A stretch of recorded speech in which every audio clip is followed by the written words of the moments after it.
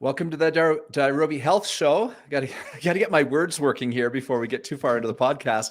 I'm with Jonathan Patarkatsi, and Jonathan, thank you for coming on the show. Thank you so much for having me. I'm happy to be here. Yeah, and originally it was going to be you and your teammate, your sister in Yes. crime, who you're business partners with, right? But she's stuck in the clinic today. She is, yes. So my sister's my business partner. She's also a naturopathic doctor. She recently became licensed. And so today they've just had a crazy, crazy day at the clinic. But she sends her regards. She's a big fan of your work and of your show. And, we'll definitely have to set up another time for her to chat with you as well. Okay, well, we're happy to have you here, Jonathan. And Jonathan and his sister, Laurena, are the founders of a health-focused iced tea brand, Down to Earth, which is on a mission to celebrate the healing power of the earth. Sounds very nice, Jonathan, and its most natural state. But they're really interested beyond that, and as part of that, in sugars and helping us avoid sugars and getting rid of preservatives and some of the problems in the food industry. And natural ways of sweetening foods. And so there's a variety of topics here that we're going to touch on. And you're also the host of the Drink Down to Earth podcast. Yeah, that's correct. It's a podcast my sister and I started about a year ago, where we discuss a range of topics relating to health, wellness, mindset, all things to help people achieve optimal wellness. Well, let's start right there. Drink Down to Earth. Tell me about the meaning of the title and how and why you came up with that one. Yeah, so it's actually interesting. My mom raised my sister and I very health conscious. This was, 20 plus years ago when not as much information was accessible and there weren't as many, health focused products out there. But her family's from Eastern Europe. So we were raised trying to pretty much, heal ourselves naturally and nourish ourselves naturally. And specifically with beverages. My mom avoided giving us the mainstream drinks that had lots of sugars and chemicals and preservatives in them. And so we would spend time as a family making our own herbal concoctions out of, super herbs that were popular in Eastern Europe that, my great grandma raised my grandma on and then my mom on, and it sort of started a cycle. And I was always really amazed when I would go to stores and I would see the drinks that people would be consuming and the greenwashing that was going on. And I always wondered how that was possible.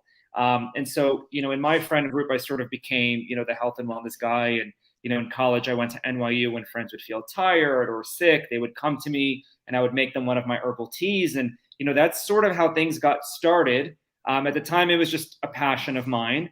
And then I wanted to really bring it, to the masses in a more mainstream, accessible way. And that's what inspired me to create Down to Earth, which is a health-focused beverage and wellness lifestyle brand that believes in the power of clean, natural hydration. We believe that the earth gives us everything that we need to nourish and hydrate ourselves, and we really want to celebrate and make that as accessible to as many people as possible. Fantastic. And I'm going to really wear you out here on this episode, and I'll tell you why, because I am a certified fitness nutrition coach, and we have a dietary supplement brand, and as part of my coaching and my background in dietary supplements started in the weight loss space. We still have a lot of weight loss weight loss customers. It's still a big part of what we do. But of course, the vision is not just weight loss. We don't want to leave people there. We want people to achieve their ideal body weight and then carry on at their ideal body weight in a healthy, happy state for the rest of their lives. And so that's just, to me, weight loss is just step one for many people. Absolutely. And one of the principles that we teach, number one of my undiet, the 7 principles of health that we teach, is about hydration. Don't drink calories, especially during a weight loss phase. Drink half your body weight in water. Now, I teach this, and all the time, people tell me, well, I don't like water, or I don't want to have to pee all the time. But I want to flavor it. And so because you have this background of concocting, your word, I like that word, these natural potions. Exactly. I want you to answer that question that I get asked so often. And then I'll probably have a few follow-ups to it, but we all know we need plenty of water. We do. Okay, it's basic to our health. And yet plain water is boring and flavorless. And for some people, it actually hurts their stomach. Tap water can feel hard in their stomach. So there you go. Yes, we know we should drink more water. Give us some great ideas. Now let's just throw you a bone here. You've created a tea. Tell us about the tea. That's obviously a good starting point. Absolutely. And again, water is super important. Majority of people go through their day pretty much dehydrated. That's why so many people suffer from, lethargy and feeling tired. Oftentimes they might think that, maybe they didn't get that extra hour of sleep, which is also very important to get your sleep, or, they need an extra cup of coffee. A lot of times it's dehydration. A lot of times when you also feel hungry, it is dehydration as well. And sometimes all your body needs is just some extra hydration, and water is great. It's important to drink lots of water, but water alone is not enough, in my opinion. I think that, obviously you want that hydration, but you also want functionality in what you're drinking.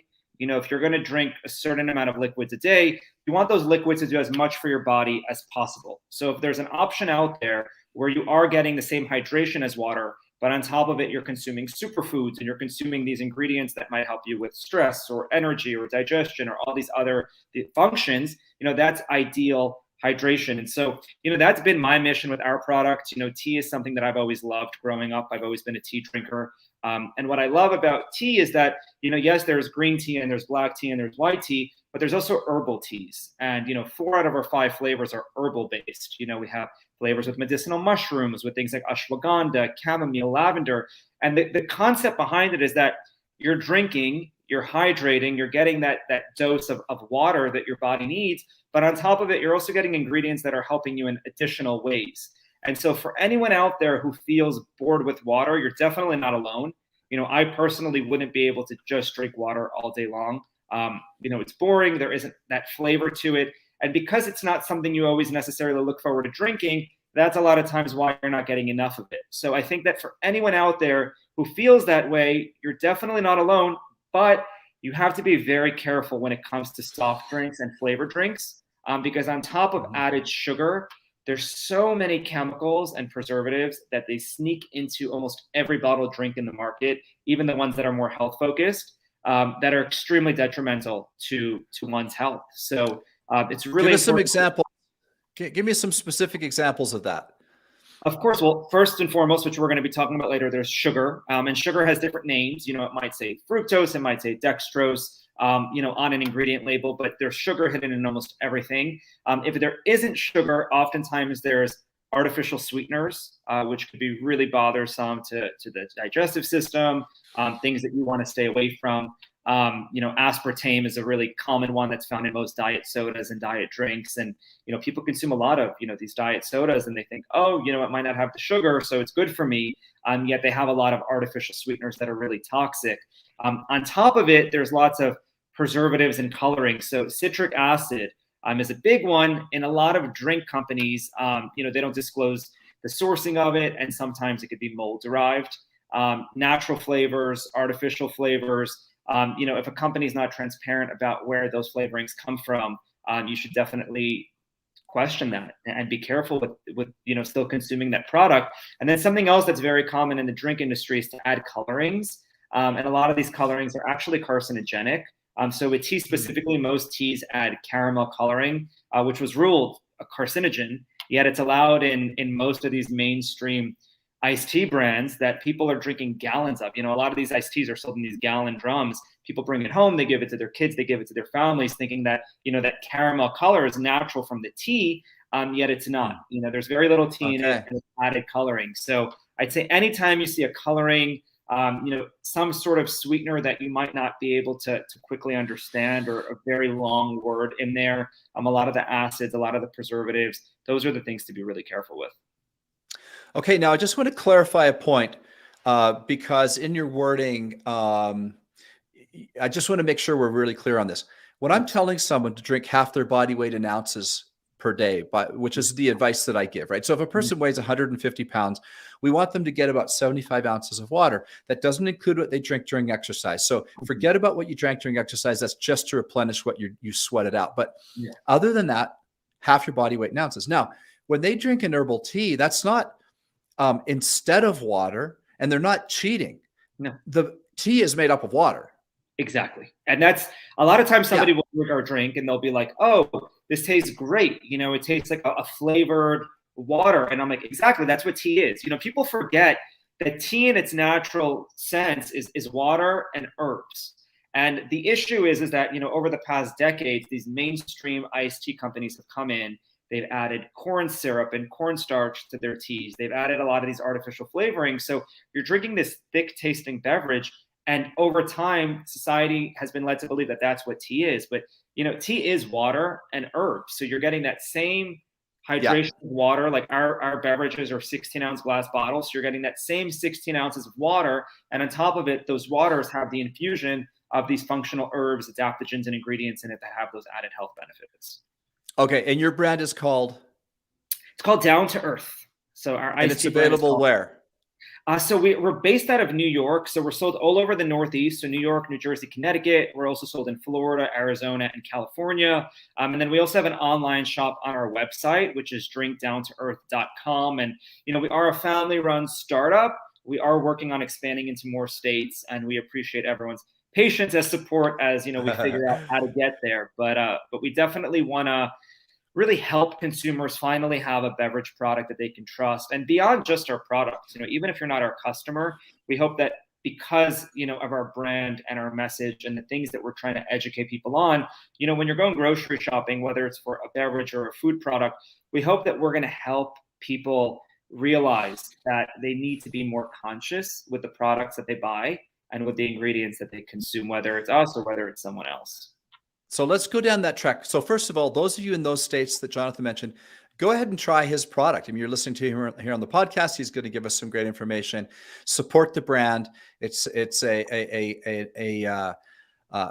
safe, healthy drink. I assume it's delicious, Jonathan. And let's move on to those people that aren't in those states, or let's face it, we all drink a lot of stuff. Yeah. I'm not going to only drink iced tea. And so let's go into phase two. What are some things people can do at home? Kind of the same question, but in a different way. What are some things that people can just make, or ways they can flavor water to make it more palatable?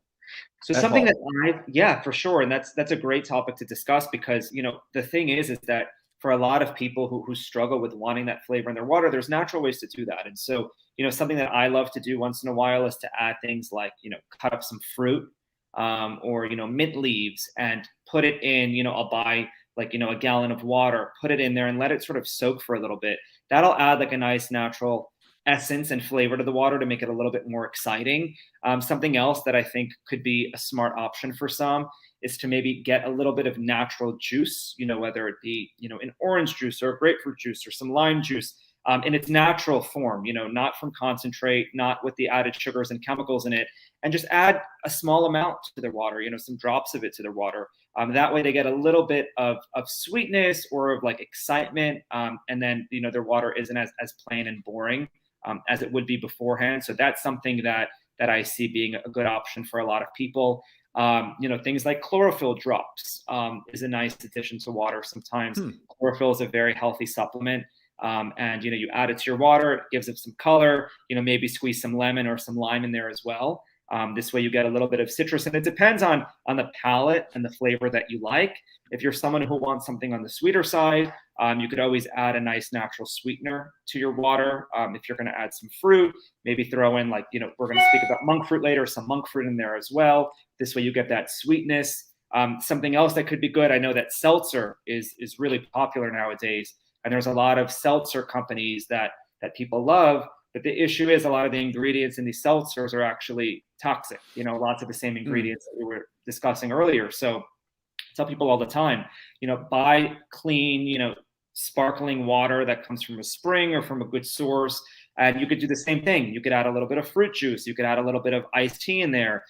You could add anything that'll give it some excitement. What I find is that people typically don't need their drink to be all that heavy, all that sweet, all that crazy. They just want something that gives it that refreshing, exciting feel without being too overwhelming on the palate. So I think those are some great things that people could do. It doesn't have to cost a lot of money. These are ingredients that most of us have access to if you go to your local store. And you could always start small, add maybe a little bit of fruit. If you like mint, a little bit of mint. I personally love citrus. So I love to squeeze, Yeah, me lemon too. lime in my water. If I have that, Yeah. a lot of times I'm good. If I just have that bit of tartness in there, that gets the job done for me. And on top of it, you're Yeah. getting vitamin C. So like I said earlier, if you're going to drink a certain amount a day or eat a certain amount of day, you want the beverages that you have, the foods that you have to perform for you. You want them to have as much Yeah. functionality as possible. So find ways that you could get the most out of that beverage, the most out of your water, and see which superfoods you could throw in there so that you're really giving your body what it needs to thrive. Okay, next question. There's some debate about plastic bottling. Now, I've followed this carefully because sometimes, Jonathan, we hear something as a kid, or we hear like, oh, don't drink out of a plastic jug because the plastic gets into your drink. Now, it's the same as canned food. If you eat half of a can of food, don't put the can back in your fridge because the bad metal will leach into your food. Mm-hmm. And the fact is, some of these things are quite old, right? And they no longer really apply, and people just keep telling them one generation after another. For example, I saw one study where scientists took food stored in a plastic container, and they actually measured right down to the atom. They left the liquid in the plastic for, I think it was 6 months, and they poured the liquid out and they measured to see exactly what had gotten into the liquid from the plastic. And there was absolutely nothing that leached from the liquid to the button. Now, it depends on the type of plastic. There are some plastics which that's not the case. There's also issues of sunlight. For example, we know that if you take a soft plastic container outside and let the sun hit it, that can break down soft plastic and get some plastic in there. So there's different types of plastic for storage, or for even people's water bottles. What is your take on the current situation of plastics in our home, plastics as far as containers for drinks? Mm-hmm. Is this something, and do you have any modern research that either supports or debunks what people may already think about plastic as a container? Absolutely. I mean, the truth is that majority of bottled beverages are bottled in plastic. We choose to bottle our products in glass. In my opinion, glass is always superior. One, from a flavor profile. Secondly, because of the fact that a lot of plastics, at least up until recently, they do contain a lot of chemicals, BPAs, other hidden ingredient chemicals that could leach into the product. Now, a big issue when it comes to plastic is that it takes a while for most products to get distributed and arrive on your shelf. So with a lot of water companies, they're based on the other side of the country, sometimes the other side of the world. And in the transportation process, they are being exposed to sunlight, to overheated trucks. And so what does happen oftentimes is if the plastic does have some of those harmful chemicals in it, it has been shown to leak Jonathan, into.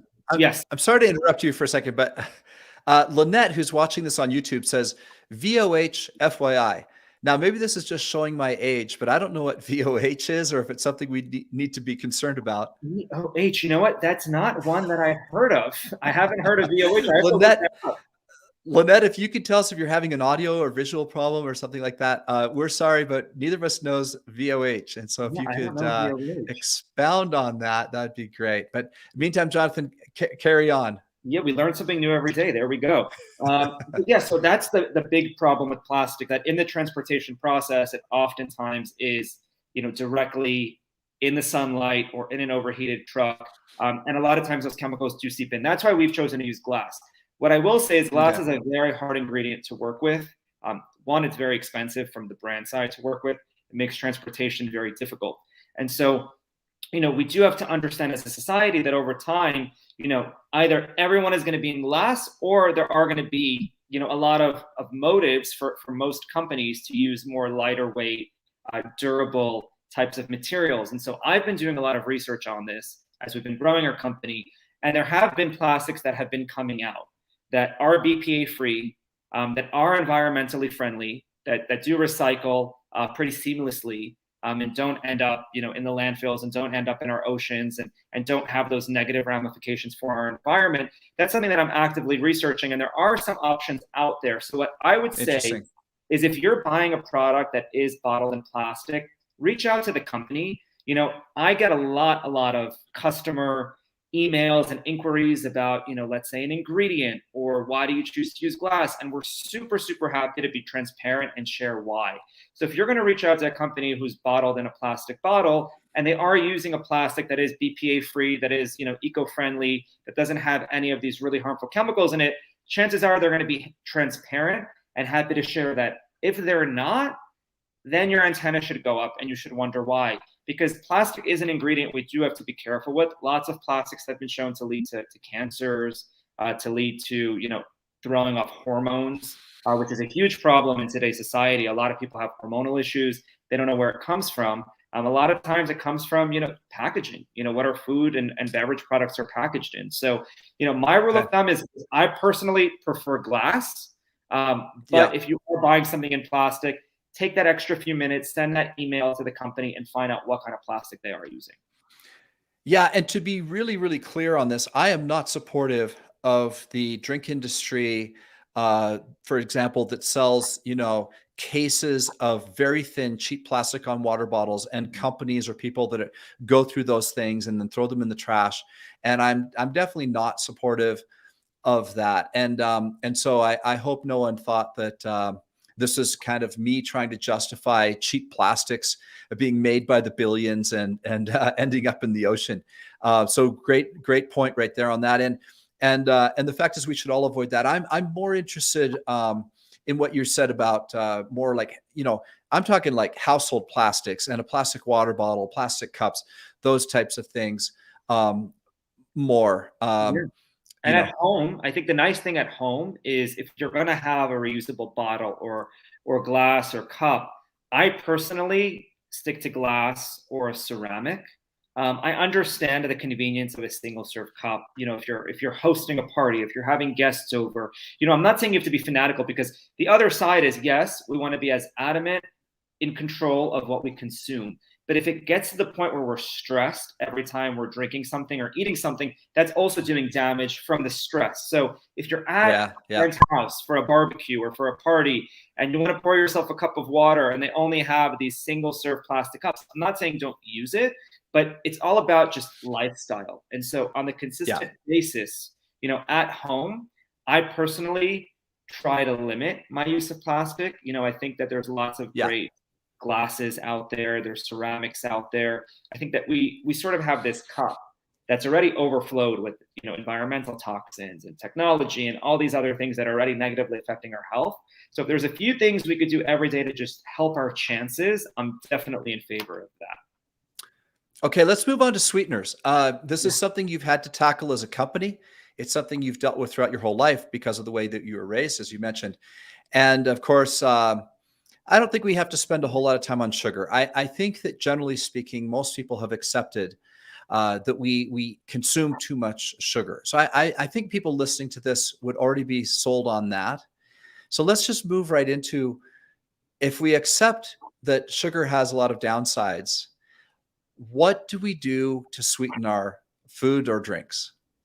Well, first and foremost, I think most of us can accept the fact that sugar has its downsides, but the challenge is that lots of companies will greenwash.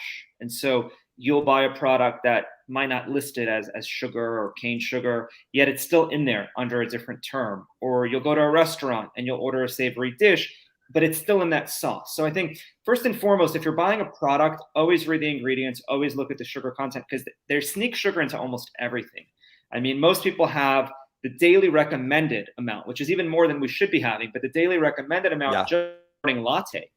You know, lots of milks, like nowadays, you know, with a lot of these plant-based milks, they have tons of sugar in them. So I think first and foremost, really take inventory of what you're consuming and make sure that it doesn't have those added sugars. And then on top of it, we want to avoid artificial sweeteners. So a big pet peeve of mine and something that I try to help raise awareness about is that just because something doesn't have sugar doesn't mean it's good for you. And I think that what's happened is a lot of these food and beverage corporations that pretty much run our society, they've noticed that consumers want less sugar. And so, on the front of Yeah. their label, they'll say no sugar or no added sugar. And people assume, like, check, this product is great for me. This is exactly what I wanted. The same product, but without sugar. Look at Yeah. what we're replacing that sugar with, because oftentimes these artificial sweeteners might be doing even more damage to your health than sugar. And so growing up, this was always a challenge for us because, we all want something that's sweet, whether it's in a drink or, cookie or a baked item. And finding the right way to get to that desired taste of sweetness without having the ramifications of sugar is challenging. And so my family and I would do research. I mean, it took us years and years of researching before we finally found the best solution, which in my opinion is monk fruit. Are you familiar with monk fruit? Yeah, I keep it in our pantry. It's Yeah. what I use to sweeten things if I want to sweeten stuff. Yeah, monk fruit's amazing. It's an actual fruit. So it's a little different than stevia. Stevia in its most natural form is a leaf. If you're going to have, pure natural stevia, it's green. I have no problem with stevia in its natural form. The issue is that it's been overly processed. And the difference with stevia is that even though it has no sugar, they have been shown studies that, people will consume it and it could spike your glucose. So if somebody's diabetic, it could still be offsetting their blood sugar levels. The great thing about monk fruit is that it doesn't do that. It's actually been shown to potentially balance our own sugar levels. It works with your body to balance your own sugar levels. And monk fruit's an actual fruit. It's been used for centuries in Chinese medicine, and it's got its name many centuries ago because the monks used to eat it before they would meditate. They felt that it gave them a heightened level of intuition and calm and inner peace, and that's how it got its name. And what's great about monk fruit is that it actually has. Do you know what society that would be in? Would that be India or China or? It was China. It was in a lot of China and other subterranean Asian communities where it became super popular. And that's where it mainly grows. It mainly grows in the Asian countries. It grows in very few regions of the world. And it's a really great ingredient. And in Chinese medicine, they actually used to use it to help with respiratory infections. They found, and even still find, that it has that added health benefit of cleaning out the lungs. And we make no medicinal claims with our products, but knowing that it's a sweetener, but it's an actual fruit that actually has additional benefits is wonderful, because that typically isn't the case. And it's really rich in antioxidants, which are called megoricides. And that's what helps your body actually metabolize the sweetener different than any other type of sweetener. And the interesting thing is that on its own, monk fruit is 300 times sweeter than regular sugar, yet it contains 0 sugar, 0 net carbs, 0 calories, and has no effect on your blood sugar level. It's a 0 glycemic index. And so that's what I found to be the best sweetener. I'm not saying it's the only sweetener that exists. Stevia has become popular. I would always tell somebody to go for that over regular sugar, of course. But what I found to be the premium best sweetener, it is monk fruit, in my opinion. So Jonathan, I'm sorry, I'm getting a little distracted here because this is a live show. We have people who can comment and ask questions. And we got another one. Donna says, VOI, FYI. So hi, I wonder what that I don't know what VOH is or VOI. So you have some homework to do after this. Donna, I hope that both, and maybe they can't hear. I don't know. Maybe one of us, our audio is off or our video. I do not know. But regardless, for those of you who can hear, this podcast will be published on the podcast platforms, and you'll be able to listen to it later. So it seems like we might be having some problem as we broadcast live, but I'm not sure what that is, either VOH or VOI. And so we will just carry on, because you sound good to me, and we're able to have the conversation. I know the recording is good. Yeah, I hear you great. Okay, so these findings about monk fruit. I assume, like when you talk about, the original, the monks eating the fruit, they were eating the fruit, right? Now, I'm taking the powder and using it to flavor a drink. Okay. Am I still getting some of those benefits through the extracted powder? You definitely are still getting some of the benefits. So interesting with monk fruit is that every company has a different extraction process. I could only speak to our own, but what I've seen in general is that it's a very clean extraction process. Nothing is used additionally in the process. There's no extra added ingredients that are used in the extraction process. So you're probably still benefiting from the actual antioxidants and health benefits of the fruit, and you're still getting this incredible taste and nutritional profile for your body. So the fact that you could sweeten your beverage, or I mean, we use it in everything. We bake cakes with it, brownies with it. You would never know that there isn't actual sugar in there, but your body is metabolizing it in this incredible way, and it's not affecting your blood sugar at all.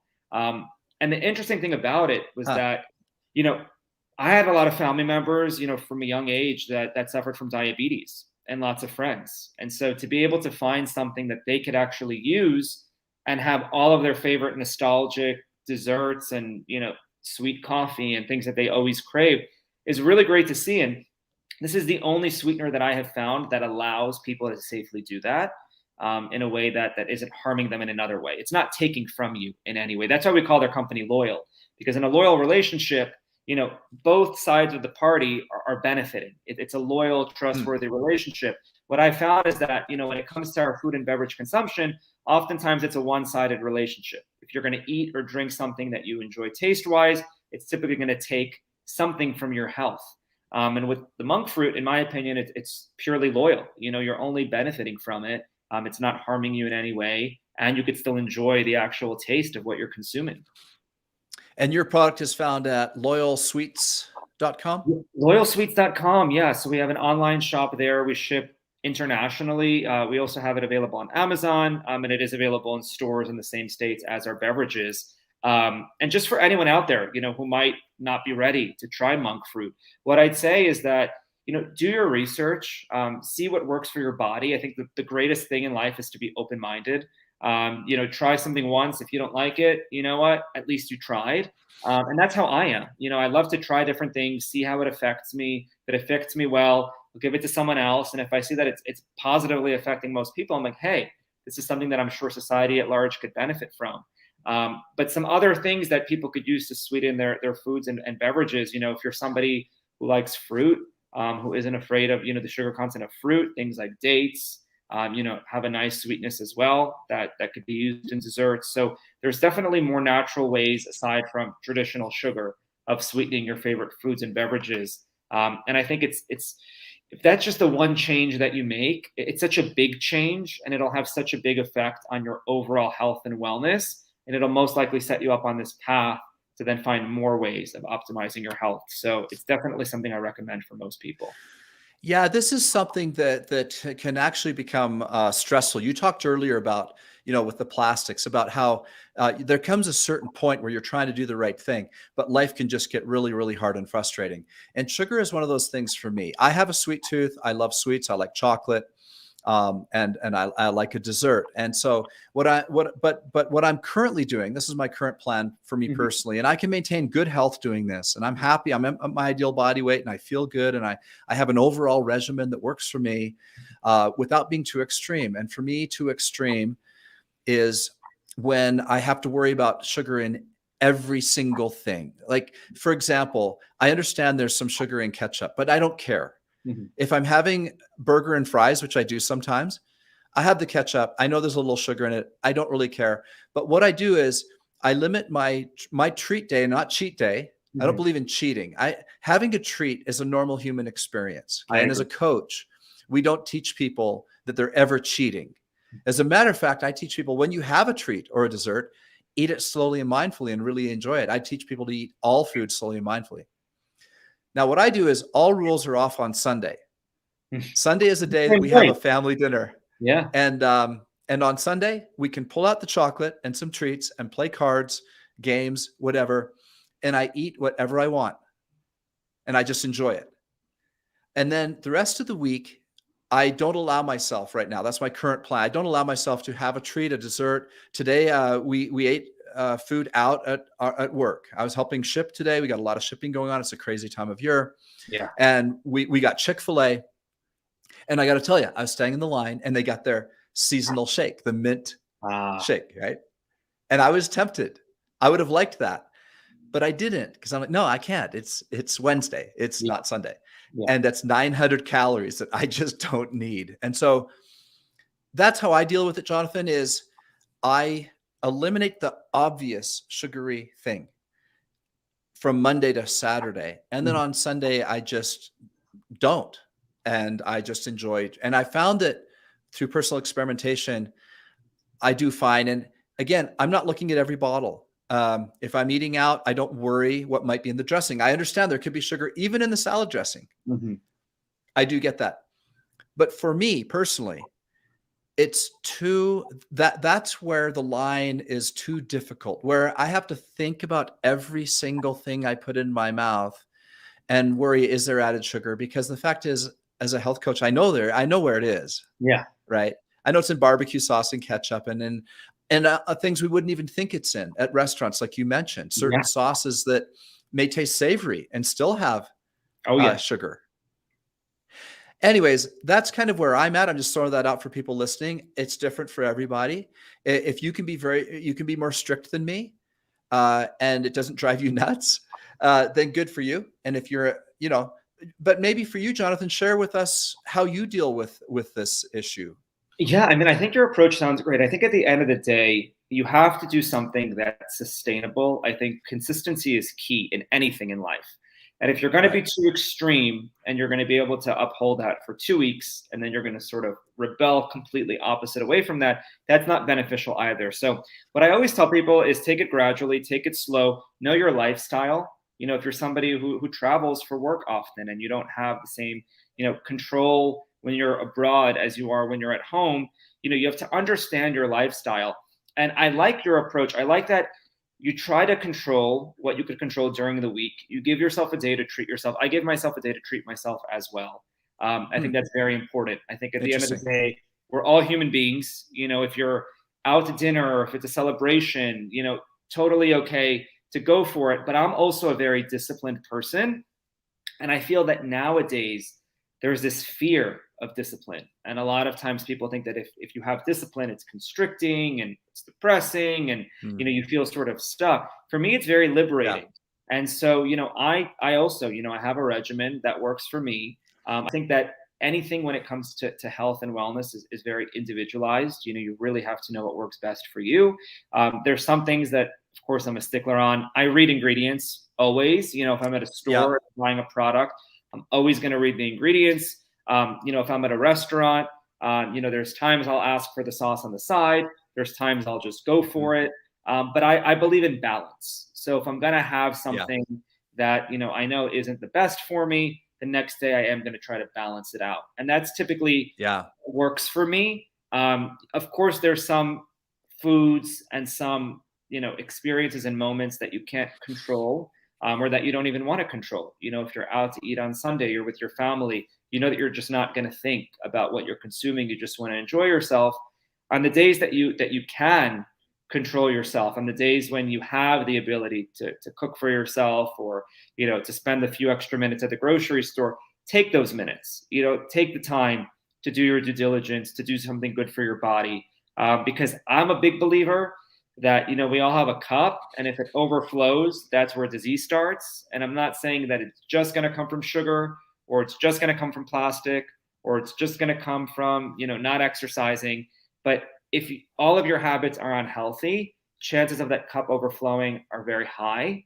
And so if you have some healthy habits to balance out that cup, you're definitely doing yourself a favor when it comes to hopefully preventing disease, which is, in my opinion, the goal. I think preventative medicine is everything. And you also want to live life full of energy. You want to not only live, but actually live fully. You want to be able to be present. You want to be able to feel good in your body. You want to be able to think clearly. And I just find that, if I do have something that has, high amounts of added sugar in it during the week, even without me knowing, a lot of times it clouds up my mind. And I find that I'm tired and I'm not as sharp. And so for me, I don't think that's worth it. But I don't think that anyone should ever shame themselves. And I think that if you have a day where, let's say it's a Wednesday and you only give yourself a Sunday to treat yourself, but it's a Wednesday and you're out for a friend's birthday and you really want something, have it. Don't shame yourself. Just, if you're going to get back in your car after and, negative self-talk and yell at yourself for it, then it wasn't worth it. But if you actually enjoy it and understand that it's an experience and tomorrow I'm going to again, be on my regimen and take good care of my body, then you're on the right path. I love it. Okay, Jonathan, I got one last question I've been asking people recently because I've given this a lot of thought. And I know for me personally, there's been times in my life where I haven't been on a good track, maybe making bad decisions in one area or another, but the right person has said the right thing at the right time, or I've read the right book, or I've had a mentor who's helped straighten me out. And I'm just wondering if you could think of a time in your life when you heard something or learned something that was really pivotal, where you changed direction in a positive way and kind of arrived at a new higher plateau in your health and wellness. Do you have any particular story of an incident like that, whether it's maybe from your mom as you were growing up, or just some time when something hit you at the right time in the right way to make a big difference in your life? Absolutely. I mean, there's been so many instances of that in my health, in business in general as well. Let me think of a good example. I mean, I think a good example was probably when I was in middle school. I grew up in a household where, again, a lot of the things that we were eating were very healthy. And I would go to friends' homes and I would see these foods and drinks that I just, wasn't exposed to it and never really had. And at the Yeah. time, I would go home and I would sometimes question, like, why are things at home the way they are and so different everywhere else? And, my sister and I were teased a lot of times over our school Mm. lunches and over our drinks, which was really hard. And I vividly Right. remember this experience where, we both had like a really, bad day at school because people were tormenting us, over what we ate. Now that changed, over years, that teasing turned into curiosity, and now we're both in, the health and wellness industry. But I remember we went home. My mom told us, we had a nice conversation, and she told us that, health is the greatest wealth. And, today you might, think about, friends, socializing, and other things that are also really important. And I understand that you might not feel great about how your day went, but you're going to thank me later. Health is the greatest wealth. It's the one thing that you really can't buy, and you have to do everything in your power to take care of that. And I remember, that day vividly, and that stuck with me. And that's something that I've taken, just beyond even what I consume, in moments of stress, in moments, whether it's personal or business, or something that's out of my control. I try to remember the fact that health really is the greatest wealth. And Huh. even if you're struggling in other areas of your life, if you're healthy, if you wake up in the morning, say thank you, and you're already doing much better than you probably realize you are. So for anyone out there who might have any challenges, whether it be financial or personal or in their marriage or whatnot, if you have that good feeling in your body and you're healthy, then you're already incredibly blessed, and you could figure out the rest. I love that. Fantastic. Well, Jonathan, thanks so much for taking the time and coming on the Nairobi Health Show. Thank you so much for having me. This was great. I really enjoyed it. It's been a fun conversation. And for those of you listening, this is Dave Sherwin.